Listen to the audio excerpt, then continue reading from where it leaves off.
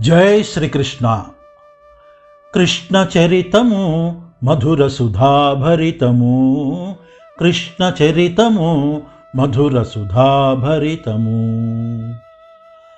భగవద్బంధువులారా, జగద్గురువైన శ్రీకృష్ణ భగవానుని దివ్య చరణారవిందములకు అత్యంత భక్తి పారవస్యంతో నమస్కరిస్తూ ఒక మంచి శ్లోకంతో మన కొత్త అంశాన్ని ప్రారంభిద్దాం.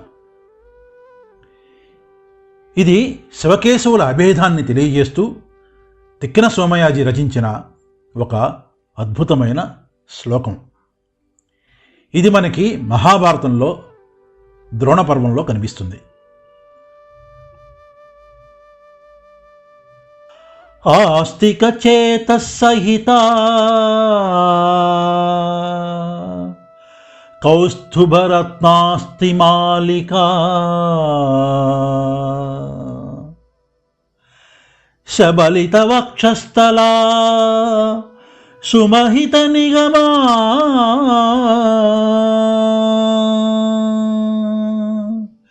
ప్రస్తవనీయ ప్రకారా పరమోదారా.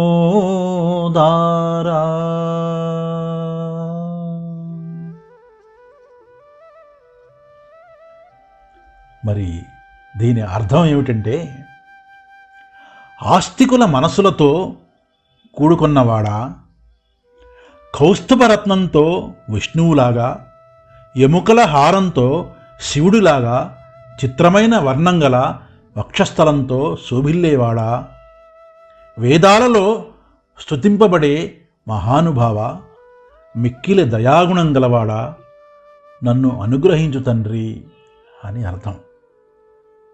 ఆహా! మరి గడచిన అంశంలో మనం అభిమన్యుడి మరణం తర్వాత అర్జునుడు చేసిన భీకర ప్రతిజ్ఞ, సైంధవుడి వధ మొదలైన విశేషాలు తెలుసుకున్నాం కదా. అయితే ఈ వారం సైంధవ వధ తర్వాత కృష్ణుడి చర్య ఏమిటో తెలుసుకుందాం. సైంధవ వధ తర్వాత పాండవ సైన్యాలు ఉత్సాహంతో గంతులేశాయి. ఇక ద్రోణాచార్యుడు, కృపాచార్యులే లక్ష్యంగా చేసుకొని వారి మీద యుద్ధం చేయ ప్రారంభించారు పాండవులు. ద్రోణ కృపులు కూడా ఏమాత్రం తగ్గకుండా అర్జునుడి మీద బాణాలు కురిపించారు. కానీ అర్జునుడు తక్కువ వేగంతో కృపాచార్యుడి మీద బాణాలు సంధించాడు. ఆ మాత్రానికే కృపాచార్యుడు మూర్ఛపోయాడు. కృష్ణుడు అర్జున్ని పరాక్రమాన్ని ప్రశంసిస్తూ, ఈ కౌరవ సైన్యాన్ని గెలవడం దేవతలకు కూడా సాధ్యం కాని పని అర్జున, కానీ నువ్వు సునాయాసంగా గెలిచావు. ఈ గెలుపుకి కారణం నీ అదృష్టమే కాదు, నీ పరాక్రమం కూడా తోడైంది అర్జున. మరి దాన్ని నేను ప్రశంసించనక్కర్లేదా అని అంటాడు. ఇంకా అర్జున, ఇక నీవు జయించవలసింది వీరు కాదు, కర్ణుడు ఉన్నాడు. అతన్ని కూడా నీవు జయించిన నాడు నాకు అసలైన సంతోషం కలుగుతుంది. మరి నేను నీ శ్రేయస్సును కోరేవాడను కదా అని అంటాడు.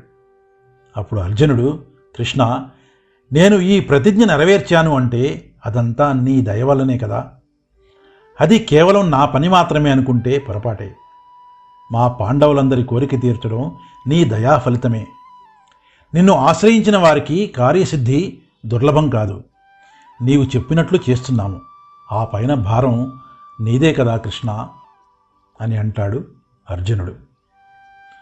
అప్పుడు కృష్ణుడు, అర్జున, ఇక మనం ధర్మరాజుని చూడ్డానికి పోవాలి. సూర్యాస్తమయం అవుతున్నది కదా అనగానే అర్జునుడు సరే అన్నాడు. వారితో పాటు మిగిలిన పాండవ వీరులు అంటే భీముడు, సాత్యకి, యుధామన్యుడు, ఉత్తమౌజుడు మొదలైన వాళ్ళంతా కూడా కృష్ణార్జునులతో కలిసి నడుస్తున్నారు. వాళ్ళలా యుద్ధభూమిలో నడుస్తున్న సమయంలో రణభూమి ఎంత రక్త ప్రవాహంతో గడ్డకట్టి ఎంత భయంకరంగా ఉన్నా కూడా దాన్ని ఎంతో అందంగా ఉందని అభివర్ణిస్తున్నాడు శ్రీకృష్ణుడు. ఆ దృశ్యాన్ని ఈ విధంగా వర్ణిస్తున్నాడు ఇక్కడ. కరులు రదంబులస్వములు కాలుబలంచు చమూపతుల్ మహీశ్వరులకిలాస్త్ర శస్త్రములు చామరముల్ గొడుగుల్ సిడంబుల్ ఆభరణములిత్తెరంగునను పార్థ కడుంజలువందు చూడ సంగరమహి చిత్రవస్త్రమునగప్పిన చందముదోపజేయుచున్.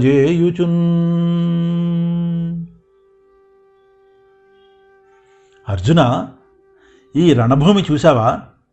యుద్ధంలో తెగిపడిన ఏనుగులు, గుర్రాలు, సైనికులు, రథాలు, సేనాధిపతులు, వారి శరీర అవయవాలు, వారి రథధ్వజాదులు, కిరీట కేయూరాది ఆభరణాలు, అస్త్రశస్త్రాలు ఈ భూమిని కప్పివేసినాయి. మహీతలమంతా రక్తసిక్తమై గడ్డకట్టుకుని ఉంది. వీటిని చూస్తుంటే ఈ రణభూమి చిత్రవర్ణాలంకృతంగా కనిపిస్తున్నది కదా అని అంటాడు. ఎంతైనా సంస్కృత మూల భారతంలో అన్నట్టుగా మహీతలం నరవర పశ్చ దుర్దృశం కదా.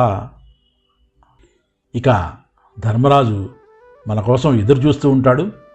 మనం కాస్త ముందుకు వెళ్దామని తన పాంచజన్యాన్ని విజయసూచకంగా పూరించాడు శ్రీకృష్ణుడు.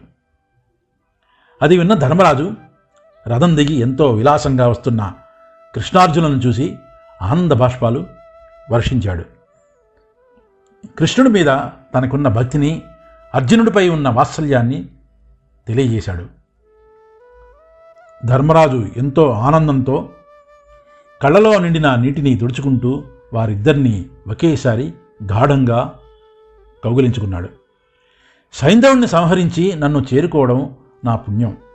ఇదంతా కూడా ఈ మహానుభావుడు అనుగ్రహం వల్లనే సిద్ధించింది అని పలుకుతూ ధర్మరాజు అక్కడ ఉన్నవారితో చెప్తున్నాడు కృష్ణుడిని చూపించి.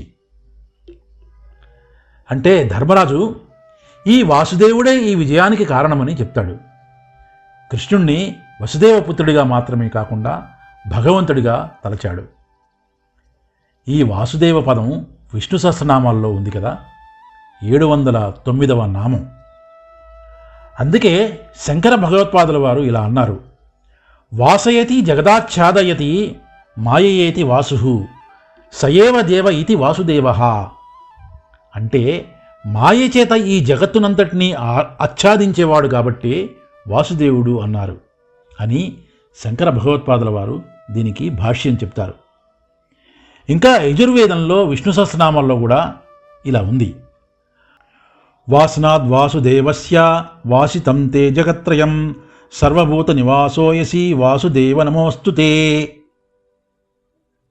అంటే వాసుదేవుడి ఉనికి వల్లనే ఈ 3 లోకాలకి ఉనికి ఉన్నది.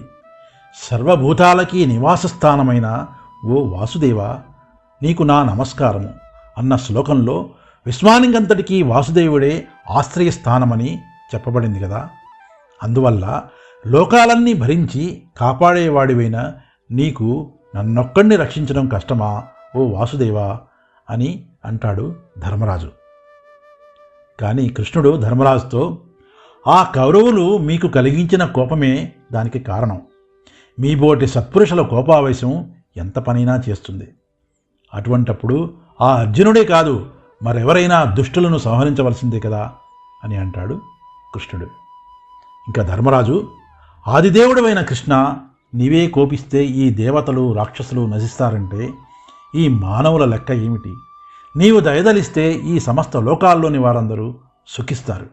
కాబట్టి నిన్ను సర్వాత్మన భజించే భక్తులు శత్రువులను జయించడంలో ఆశ్చర్యమేముంది? ఇంకా ధర్మరాజు కృష్ణుని అనేక విధాలుగా స్తుతిస్తాడు. కృష్ణుడు పురాణ పురుషుడనే విషయాన్ని స్పష్టపరుస్తాడు. భీష్మాదులను జయించడం కృష్ణుడి అనుగ్రహం లేకుండా సాధ్యం కాదు అని అనగా అక్కడున్న భీముడు, సాత్యకి ఇంకా మిగిలిన పాండవ వీరులు శ్రీకృష్ణ భగవానునికి, ధర్మరాజుకి పాదాభివందనం చేశారు. కృష్ణం వందే జగద్గురుం, కృష్ణం వందే జగద్గురుం. కాబట్టే శ్రీకృష్ణుడు సర్వాంతర్యామి.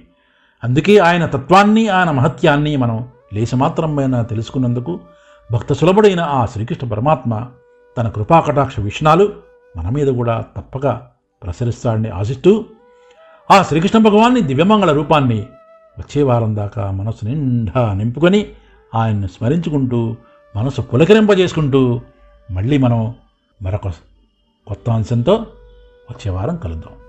అంతవరకు సెలవు. సర్వే జనా సుఖినో భవంతు. జై శ్రీకృష్ణ.